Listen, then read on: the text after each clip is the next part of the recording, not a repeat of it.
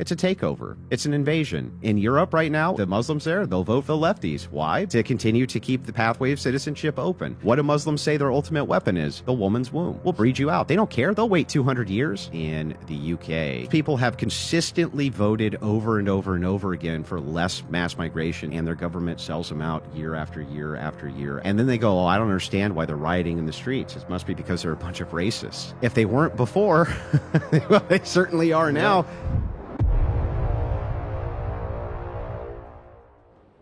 What is more dangerous to America? Progressive ideology or the casual approach you take with, Muslims that are coming to you who are not willing to assimilate, and they want to convert this into what they believe in? Long term, what's a bigger threat to you? Well, those two threats are intertwined. So you have to understand that the Muslim mentality in the United States, after debating with so many of them, I understand what their goal is, and they're pretty emphatic about stating it. Muslims also hate progressives, but progressives are useful idiots, really useful idiots. Essentially, what Muslims do is they'll vote Democrat and they'll vote for leftist policies. They'll do whatever they need to do because leftists continue to open up the immigration trail for more Muslims to come in. So as long as Muslims can use left-wingers for the path to bring more Muslims in, they'll vote left overwhelmingly.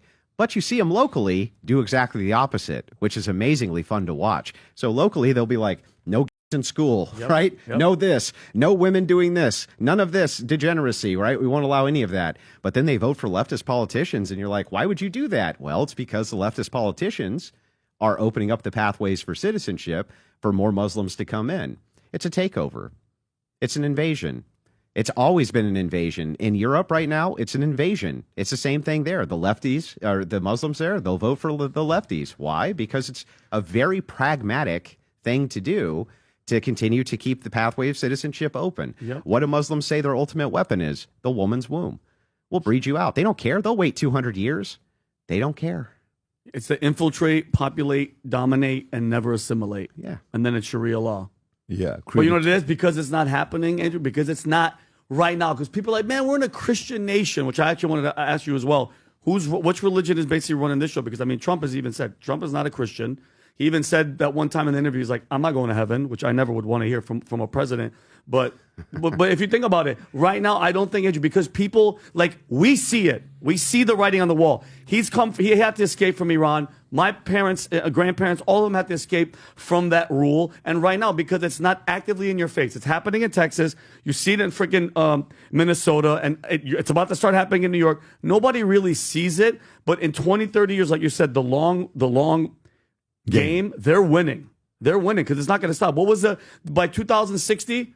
It's going to be the most dominant religion is going to be Muslim. And you nailed it. And they said it. There's a video of some guy, Pat, the guy that used to be a hardcore Islamist and then converted. He's like, we love we use the Democrats. This is the clip right here, Pat. When I was an extremist, Islamist, fundamentalist, I would only vote left. Why is that? I saw them as very stupid. I would fear the conservatives because they come with principle. Yep. That's not someone they can brainwash. But the left, I know they have no values and no principles to begin with. I dare you to find one Islamic extremist that votes for Donald Trump. Never do it. They'd give their vote to the leftist who wants to run around in pride parades. And Islamic extremists are against sexuals and genders, but they want the left to go and get busy with that. And Omar, she's fighting for rights. My body, my choice. Yes, go do that. Go do that. But would she have Never. Would she kill a Muslim in her stomach? Never. What is the fundamentalist and jihadi agenda for America?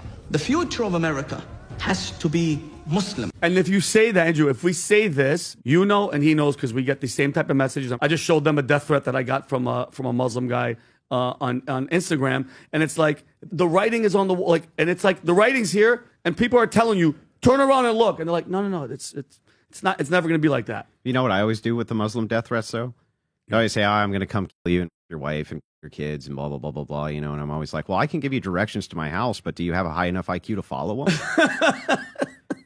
And they They come back. Yeah, then they start spurging out, and then we just kind of laugh because it's really funny. Yeah. They get really I mad. think that was a moment with you in the debate with Daniel Harigaju. Rob, if you want to pull it up. Breeding has been occurring at a high rate for about 1,400 years since the early Islamic period, encompassing most of the land still occupied by Islam today. It spread from the 8th to the 15th century, moved into Persia, North Africa, South Asia, where it remains and has created some of the dumbest human beings on planet Earth. The most common type of inbreeding is first cousin marriage. The rates of first cousin marriage in comparison to Christian nations is staggeringly high, even in comparison to regions occupied by Arab Christians.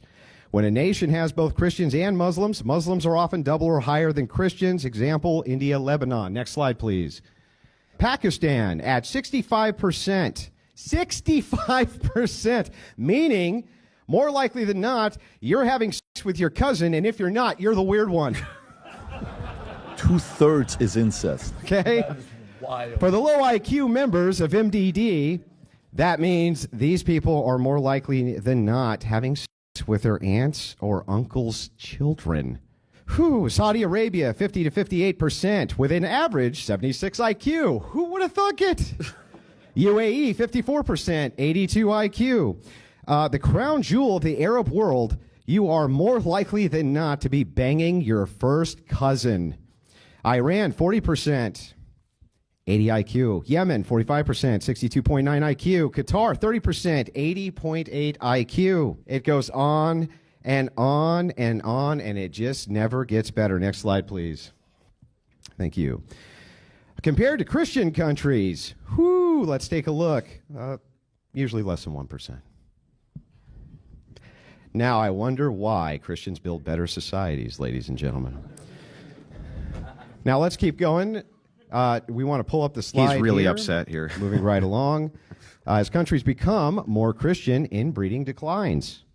Right? We can see this from church intervention in Spain, 20 to 30% post-Reconquista. Catholic Church banned cousin marriages for commoners. Papal dispensations sold for royals. Italy, similar high rates in the medieval period. The church enforced bans over the century. France, high medieval. Canon law prohibited marriage within 4 degrees of relation. You can pause it right Modern now. Okay, tell us. So you're explaining this. The argument is higher IQ, better society, better jobs, better economy. Low IQ, you make worse decisions, not the best opportunity, not the safest society. What was the second point you were trying to make? Yeah, so the debate, the framing was which makes a better society, Islam or Christianity. I knew that Daniel's attack would be Christian societies have degeneracy in it. The easiest way to combat that is, well, I think it's pretty degenerate to be your first cousin. Okay, I think that's pretty degenerate and myself. He reacted to you, right? Right. Rob, there's even the reaction of him where the audience laughs, I believe, and is...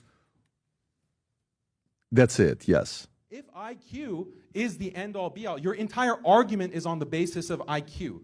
You haven't said, you just say, marrying your cousin, effing your cousin, that is degenerate. On the basis of what? It's not on the basis of your Bible. Oh my God. It's just a degree. Yeah, laugh it up, laugh it up. Oh my God. You hear what he just said? It's like, so what? Like, it's like, and? Well, I knew that I knew that this was going to be bad for him going into the debate because I knew that he would have to double down and defend first cousin marriage. I knew it because this particular sect of Islam that he represents, they're crazy, okay? And if he were to try to go against it, his head's now on the chopping block, right? Literally. So it basically put him in a pincer, but that wasn't even the core, right? The core, the crux of the argument wasn't just that we build way better societies as Christians because we've outlawed breeding. So our collective IQ is high enough to, not have donkey pull cart. The core and the crux of the argument was really about ethics. They're constantly appealing to people they consider to be ethically inferior to them to not wipe them out. They're constantly appealing to societies 10 times more sophisticated than their own to just literally not wipe them out and take all of their resources, which means they're banking on our benevolence. literally banking on Christian benevolence. If that's the case, how are you going to say we're the worst people on, our ethics are wrong, we follow the wrong God, we're not doing things right? You're banking on the benevolence of Jesus Christ to restrain us from going to the most oil-rich portions of the world and not just putting you all to the sword. What's to stop us from doing that? Only our ethics. Only our ethical purview and faith in Jesus Christ is what prevents that from happening to you. So how about a little gratitude? How about a little gratitude towards these Christians you demonize all the time? How about a little thank you for stopping and restraining the hordes from going over with their enormous technology and just putting you barbarians to the sword? Because we could. Did you see the clip where the mayor of London is being asked about incest in the Pakistani community in UK? This just happened. Did you see this? No. You haven't seen this? Do you think they watched my debate? And by the way, and then they pushed him on crime, and you should see how, by the way, first one is going to irritate the hell out of you. No. Oh, this is it. Watch. I'm saying exactly what I mean. I'm saying, have we got any of those grooming gangs in London?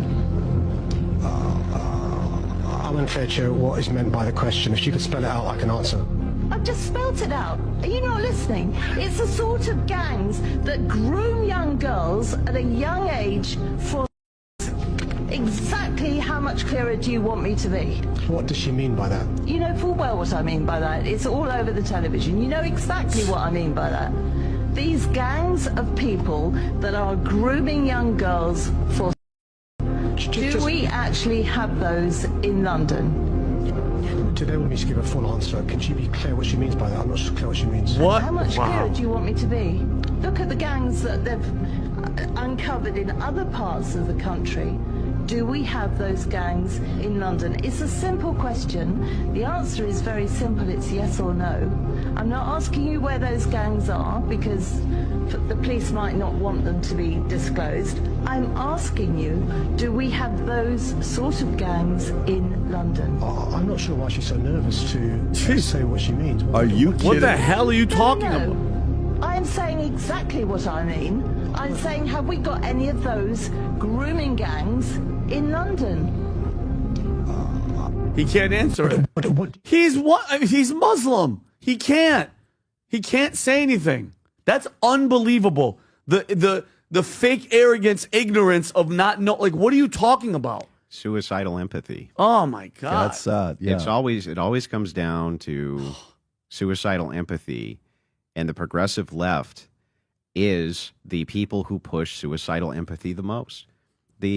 What's happened in Europe, in Western Europe, and what's happened in the UK is one of the most unjust and completely criminal things that I mean, as far as justice goes. These people have consistently voted over and over and over again for less mass migration to their nation, and their government sells them out year after year after year after year after year. And then they go, oh, I don't understand why they're rioting in the streets. It must be because they're a bunch of racists. And it's like, if they weren't before, well, they certainly are now. But the thing is again, this doesn't happen except that you forced our hand. You forced it to happen. These people forced the hand of the people now in the UK to actually have to do something about this. And then they're surprised when they do. And it's like people have a set of determination. You can determine who comes into your nation. That's up to you to do. Everyone else is allowed to do this. Japan does this, right? Asian nations do this. Nobody's ever screaming about Japanese xenophobia. You ever heard of leftists once? They're like, oh, we really got to do something about all the xenophobic Japanese who don't let any immigrants into their country. I've never heard it one time. Nope. Never. Because they don't care. It has nothing to do with that at all. It has to do with virtue signaling. This is all about virtue signaling. And the suicidal empathy that comes with virtue signaling. All of you people will think well of me if I'm so suicidally empathetic that I will sell my own nation out. Hey, at least everybody thinks well of me.